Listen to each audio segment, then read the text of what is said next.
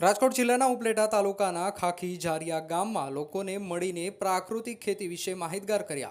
ગુજરાત વિદ્યાપીઠ દ્વારા આયોજિત પ્રાકૃતિક ખેતી અંતર્ગત ગાંધી ગ્રામ જીવન પદયાત્રાનો સમગ્ર રાજ્યવ્યાપી પ્રારંભ થયો, જેમાં ગુજરાત વિદ્યાપીઠના પ્રોફેસર ડોક્ટર અશોકભાઈ પરમાર તથા 13 વિદ્યાર્થીઓની ટીમ રાજકોટ જિલ્લાના 3 તાલુકામાં માહિતગારી માટે પહોંચ્યા. જામકંડોળા, ઉપલેટા અને ધોરાજીના કુલ 93 ગામડાઓમાં જઈને લોકો સાથે સંપર્ક કરે છે અને લોકોને પ્રાકૃતિક ખેતી વિશે જાગૃત કરે છે. ગામના લોકોને પ્રાકૃતિક ખેતીના પંચામૃત, જેમાં જીવામૃત, બીજામૃત, આચ્છાદન, મિશ્ર ખેતી અને વાપસા વિશેની સમજ આપે છે.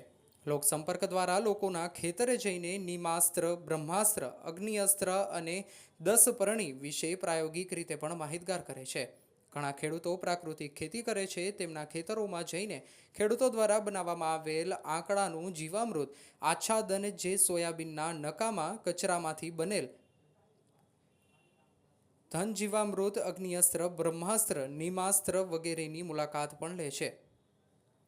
પ્રાકૃતિક ખેતી કરતા ખેડૂતો પાસેથી ક્યારે શરૂઆત કરી, કેવી રીતે કરી, તે બધી જાણકારી પ્રાપ્ત કરે છે અને જાણે છે અને સમજાવે પણ છે. ગામમાં ગ્રામ સભા દ્વારા પણ પ્રાકૃતિક ખેતીની માહિતગારી આપે છે.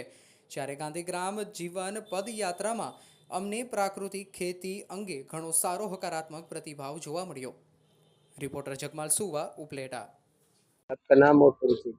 नमस्ते, मैं चेतना देवी, गुजरात विद्यापीठ की छात्रा। अभी हम हमारे ग्राम जीवन पदयात्रा के दौरान प्राकृतिक खेती विषय पर गांव पर जाकर कृषकों के साथ मेल मिलाप कर रहे हैं। तो मैं बताने जा रही हूँ जीवामृत बनाने की उपाय।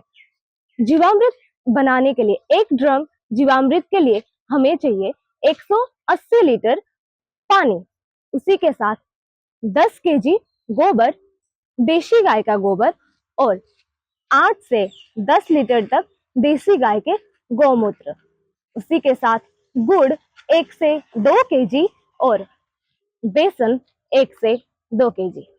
इसके साथ पेड़ के नीचे की मिट्टी 1 मुट्ठी लेनी है और इसको एक ड्रम में भरकर एक मोटी लकड़ी से घड़ी की दिशा में दिन में सुबह और शाम 2 बार घुमानी है और उसको मिक्स करके बोरे से ढककर 1 सप्ताह तक रखनी है और उसके बाद हम उसको 15 दिन तक प्रयोग कर सकते हैं।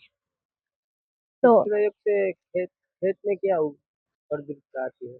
इस प्रयोग से खेती जीव और अमृत अर्थात जीव का अमृत है। तो जीव जो खेती होती है वो जल्दी उत्पादन होती है और वो जल्दी बढ़ते हैं, अर्थात डीएपी का काम करती है। दूसरे सामान्य खेती से इस खेती में खेत में उपज में कितना फर्क पड़ता है? दूसरे सामान्य खेती से अगर हम देखें तो डीएपी में खर्चा है, उसी हिसाब से वो जमीन को नुकसान कर पहुंचाती है। और ये जो खेती है प्राकृतिक कृषि, इस कृषि से जमीन को फायदा होता है और साथ ही इसको बनाने के लिए जो भी सामग्री का हम उपयोग करते हैं वो हमारे घर पर ही मिलते हैं। तो इसमें खर्चे की भी बहुत कम होती है। तो यह कम लागत की खेती कहा जा सकता है।